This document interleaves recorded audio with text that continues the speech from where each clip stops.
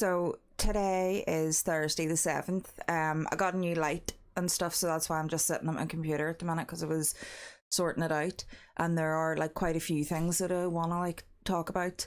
Today has been the first day that I haven't been like ridiculously tired. Now, don't get me wrong, I am really tired, but I've been all right.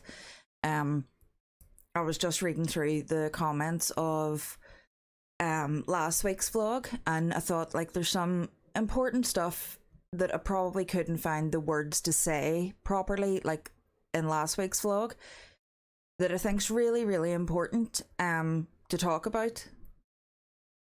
The whole, like, as I told you guys, like, it had a real bad mental dip happening, and that's why I took a week away, because I just couldn't really find words to say. I was just mentally not right. And I think that it's really important. The whole reason like I started this vlog series is to bring awareness to breast cancer and people going through the same thing. And nobody ever talks about how it hits you whenever you're coming to the end of your treatment. You have your diagnosis at the beginning, which hits you like a, excuse my French, ton of shit. It really knocks you for six, because no one's ever expecting to hear those words. So you have all the mental anguish there, and then people tell you once your treatment and stuff gets started, you'll be concentrating on that, so it'll take your mind off it completely.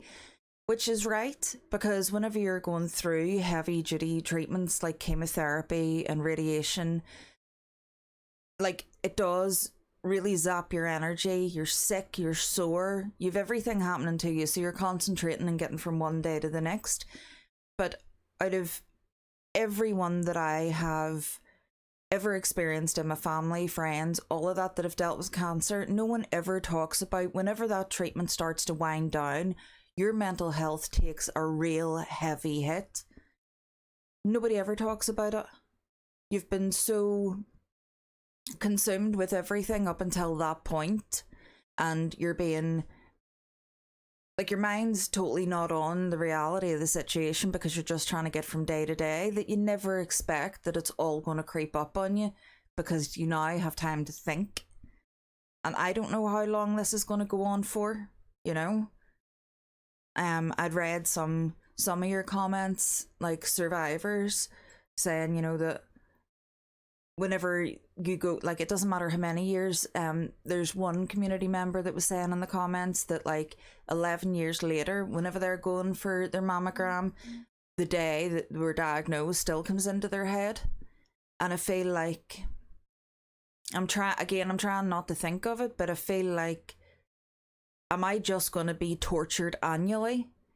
Like, this is going to be hard to deal with for such a long time, but as it does start to fade, every time I have to go for an annual mammogram, am I going to be transported back to November 15th of 2021?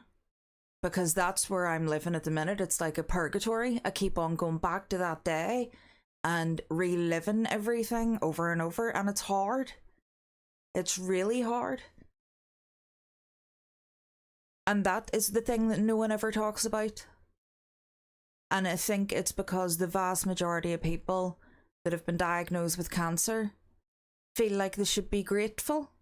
You should be, of course, because there are many, many people that don't get to go through treatment and have a positive outcome at the end. God love them. I say that meaning every word of that phrase. God love them. They're facing their end. So because you are not in that situation, and I don't know if I'm in that situation, it'll be 5 years after the end of my treatment before I'm given any kind of all clear. So I'm going to be living in this limbo for God knows how long at the minute.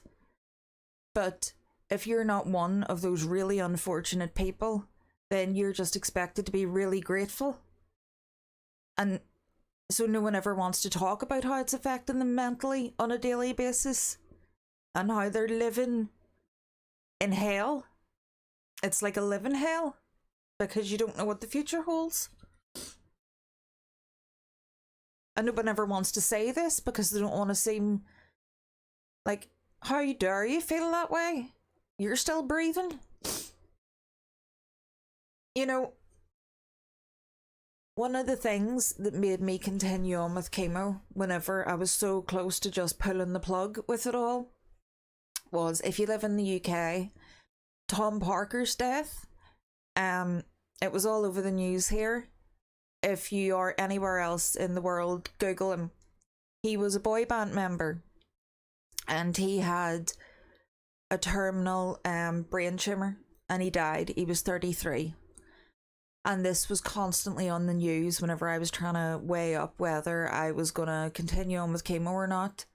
And the one thing that was in my mind was, you know, if he could have had treatment, I'm sure he would have taken it. How dare I have that option and decide to say no? I don't know why I'm getting so upset again. I think it's just people are really scared to talk about how they feel. That's just basically how I feel, because it nearly feels like you're ungrateful. And I'm going to have a drink of tea because it's sitting right beside me. Yeah, so I think it's important that if you're in my position, I think it's important that you do talk about it, because it's natural. You shouldn't have to sit and bottle up your feelings in case someone thinks that you're not grateful, you know? And if there's someone in your family or a friend or anything like that that is going through what I'm dealing with, make sure that they know it's okay for them to feel like that, and you're not looking at them as if, you know, they're ungrateful. Because it's hard. It's like, that's what I've always said. Out of everything, like being so sick with chemo and having all the side effects, walk in the park compared to mental trauma and trying to do these like mental gymnastics and battle your own mind. You can't escape your own head. There's no respite from it. But yeah, I just thought that that was important to say, and to sort of bring awareness to that sort of facet of cancer. Sucks, man. But now on to some light entertainment. Yeah, so I've been going again for my radiation every day. It switched yesterday onto targeted radiation. So before they were sort of like blasting the whole area, and now for like the last 5 sessions they targeted into one area. So it makes no real difference to me. It's just the machine comes closer and there's some kind of attachment on it. My skin has been getting like pretty, it's really, really sensitive, like my whole boob, and it's now like kind of changing colour a bit, which is quite entertaining to look at in the bathroom mirror, let's be real.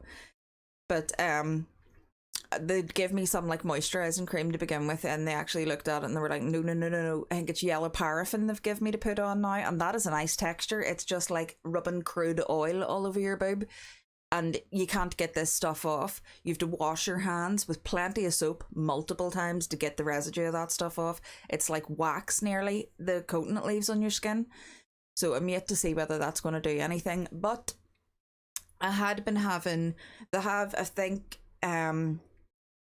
8 rooms for radiation in the hospital. Well, in the part that I'm at, they might have more in a different place, but where I am, I think there's 8.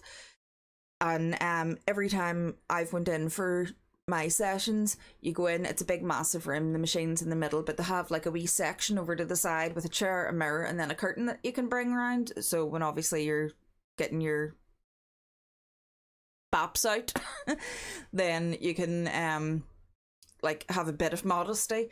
But the last 2 sessions, they have taken me in and there is no curtain there. So, and they're male nurses and stuff there as well. Like, and I know that that isn't a big deal, but, and I don't mind at all, but whenever you have to stand basically in a room full of people and just strip with no way of, you know, like revealing yourself at the end by coming out from behind the curtain, it's quite embarrassing, you know what I mean? So, and I know that I shouldn't like feel this way because everyone in the hospital now at this point has seen my baps, but still I would like to arrive with my cape and stuff on me rather than just like flop them out in a room, no curtain, no butter. So that's it. One thing was whenever we were going up to the hospital, I think it was Monday morning, it was quite strange. We were just pulling into the hospital, and there was just a guy on the ground and a woman flapping like crazy. Now this guy would have been like maybe 20s, late 20s, early 30s. He didn't look like a druggie. He definitely wasn't drunk or anything like that. It wasn't, like self-inflicted. He was in a problem state at the time.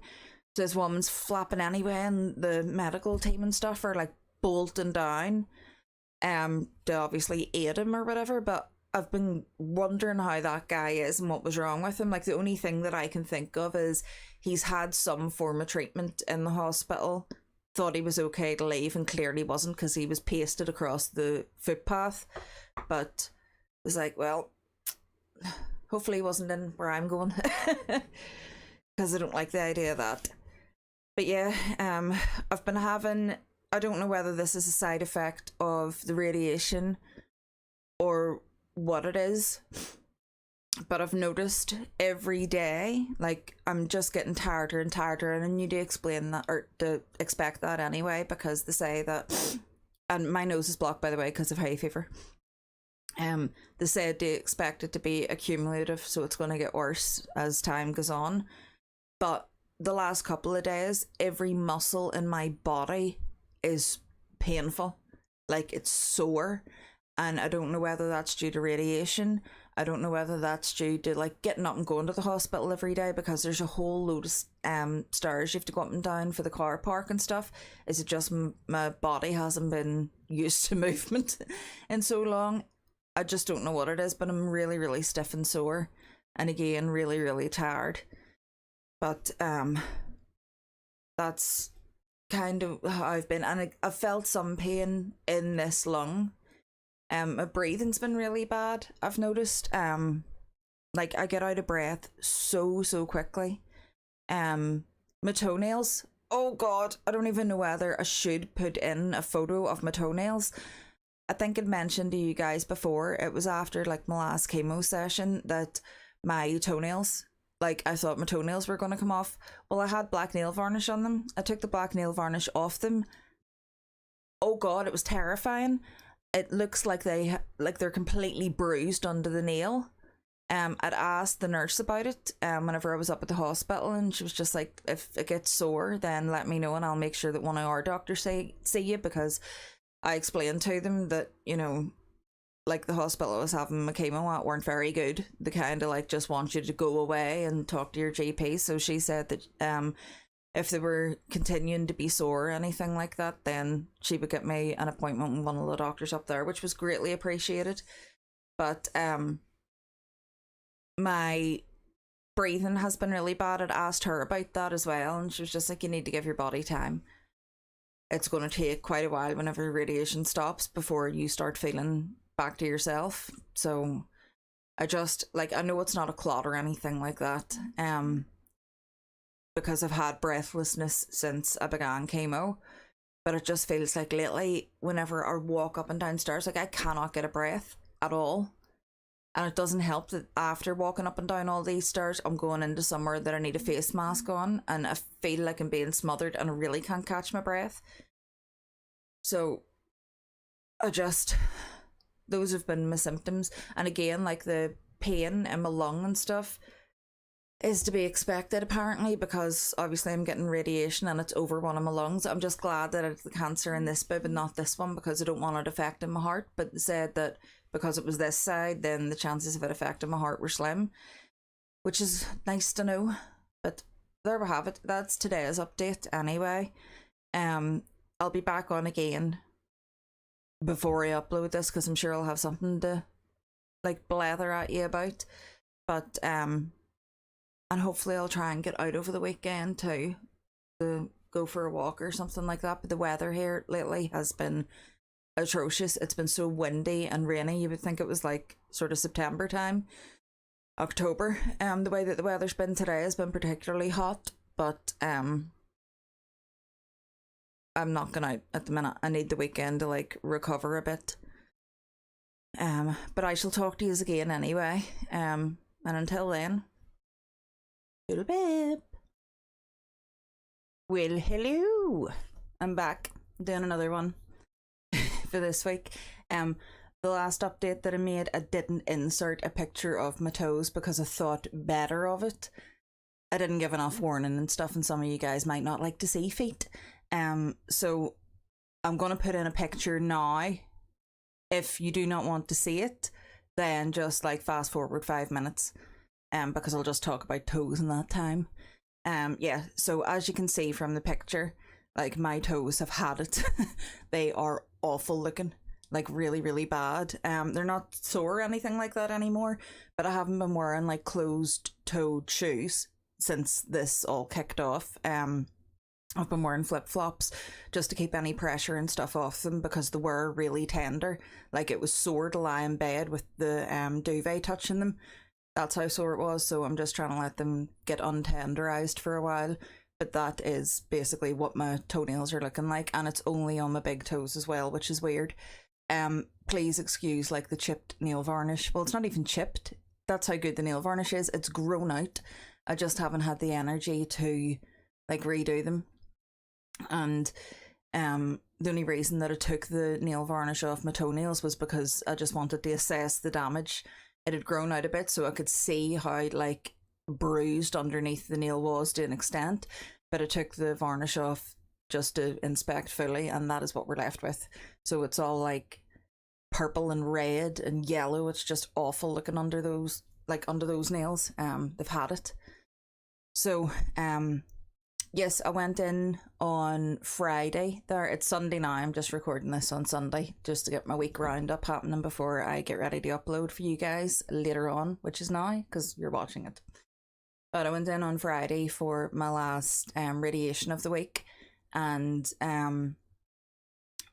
one of the nurses was just, I was asking him just some different questions like when I can start taking my vitamins and stuff again because my brain isn't working. I can't hold information very well. So you tell me something, I remember for about 15 minutes and then it's forgotten. So he said I could start taking my vitamins and stuff next week. Then he also told me a piece of information that I didn't really want to hear. He said that once radiation stops, the side effects won't. They'll keep going. So he said it's going to be a while before I start getting back to normal, which sucks because I thought last radiation treatment might feel a bit weak for a day or two. No, be a month or more. I'm feeling terrible and tired and everything. And the tiredness has been like just so bad.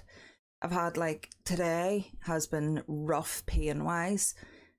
Like my hips and my legs are just killing me, and I don't know whether that's like anything to do with radiation or my body and everything just being really run down, but I'm in a lot of pain with it. It's sore to walk. I will make my doctor aware of this, don't worry, but I need to do it probably on Thursday. My doctors, the way that they work, they're not seeing people, but they do phone appointments. But to get a phone appointment, you have to ring between 9 and 10 in the morning, and then they ring you back that day and will talk to you. And because of my radiation appointments, I can't do that because they could ring me back whenever I'm being, you know, zapped or whatever. So can't do that until I'm finished up with radiation. He said that they'll do, the radiation place will do like a follow-up with me like maybe 2 weeks or so after my last appointment. So I don't know what that will entail, whether they'll just be asking me how I'm feeling or what or whatever. But I'm like sort of at a loss now of what's going to happen. Now that I've had this treatment, do I have to go back for more scans and stuff? No one's telling me anything, and I don't even know who to ring to ask. I can't ask the people at the radiation place because they aren't the hospital that is meant to be dealing with me. It's meant to be the Ulster where I had the chemo and had, you know, my diagnosis and biopsies and all that. But they pretty much left off with me on my last chemo day as sort of, well, we're done with you now, see you later, you know. And like ringing the chemo helpline is pointless because it just tell me to ring my GP. My GP doesn't know anything. They're a general practitioner. They deal with like the general stuff, not like cancer treatment. So I don't really know who I'm meant to get in contact with. I'll maybe, whenever I'm phoning up my GP, ask them, like, could they point me in the right direction? Because I need to know what the next stages of all this are. So there's that. I have radiation tomorrow. And then Tuesday it is a bank holiday here. I think Wednesday's meant to also be a bank holiday, but I have to go for an appointment on Wednesday, and then that'll make me done with that. And I'm going to start taking my I should have started on the 29th taking the hormone tablets, but I didn't for some reason. But I'm going to have to start taking those ASAP. I was going to start them tomorrow, but I'm worried in case I have any weird reaction or side effects. It's going to be a nightmare to try and like get dealt with, doctor wise or like medically wise. For people that aren't in Northern Ireland, it's basically like the purge here over the 11th and 12th. That's sort of bonfire season and marching season whenever they do their parades and stuff like that. So it's everywhere shuts down, and it's their bank holidays because of it. So nowhere's open, and I'm worried about like taking these tablets and something going wrong. And obviously because like of all the drinking and stuff that takes place over these holidays, there's a lot of accidents, there's a lot of people that end up in hospital. I don't want to go up and sit in A&E for goodness knows how long, so I might start taking them the following Monday just to be safe, because then I know like if there's any issues or anything like that I can get seen to pretty quickly. Which as well, what I'm starting tomorrow is I'm going back onto my healthy eating. I used to eat really healthily, and then it all just went sideways whenever this diagnosis started. I'm like, well, God, I could be dying soon. I'm just going to have whatever I want. But because over chemo and stuff, like my appetite was so bad, and you'll know yourself if you've been through chemo, your taste buds change. I've just been eating anything that I can tolerate. But I think I've put on a wee bit of weight. But regardless, I know that I need to lose weight. I need to lose about 2 stone. It's nothing, like undoable. But I've like a lot of like fluid retention and stuff like that in my ankles and stuff, and apparently that's a side effect of chemo as well. So I want to try and just get my body back into really good shape again, health wise. I want to eat really healthily and everything. So that's where you guys come in, if you do not mind. If you guys have any really healthy recipes or anything like that that you can recommend, I am not allergic to anything and I've no real preference. I don't like raw tomatoes is about the height of it. I'll eat them in like sauces and stuff like that. Don't mind that, but I don't. Right. Tomatoes are full of vegetable jizz. Okay, it's like full of like slimy seeds in the middle, and it like doesn't do good things for me. I don't like them. I can't tolerate them. So that's the only thing that I'm not a big fan of, is like uncooked raw tomatoes. So if you guys have any favourite healthy recipes or anything that you can suggest for me, will you please put them down in the comments? And then whenever I get around to like getting this stuff and making them, I'm going to start this healthy eating, like watching what I eat and everything tomorrow. But if I get some good recipes and stuff like that, I'll maybe film making them.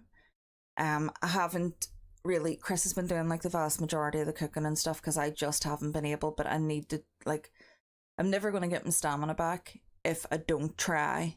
And even if I have to sit down a million times, if I can just get through a task, then it's a step in the right direction. I think I told you guys like about being able to like dust 2 shelves and having to sit down for nearly an hour afterwards. What would have taken me half an hour in that day, like just dusting and cleaning and tidying up one room, I could have done that in about half an hour max if I really started organizing and stuff. Took me 8 hours, so that's not good. I need to try and like work my stamina and stuff back up, but I would like to try and cook. And obviously if you guys suggest any good recipes that pique my interest, then I'll maybe try and film it as well and put it up. Just something a wee bit different. I want to do a lot more with this channel, but at the minute I'm just fighting my body. It's hard, I'm just so tired and unwell feeling, and It's just going to take me a while to get back on my feet again, but I need to try and push the process forward a bit, push myself a wee bit, and I'll know whenever I've had enough, you know. I will say, like, even just going to radiation every day for this, like, last week and a half, that has been wrecking me.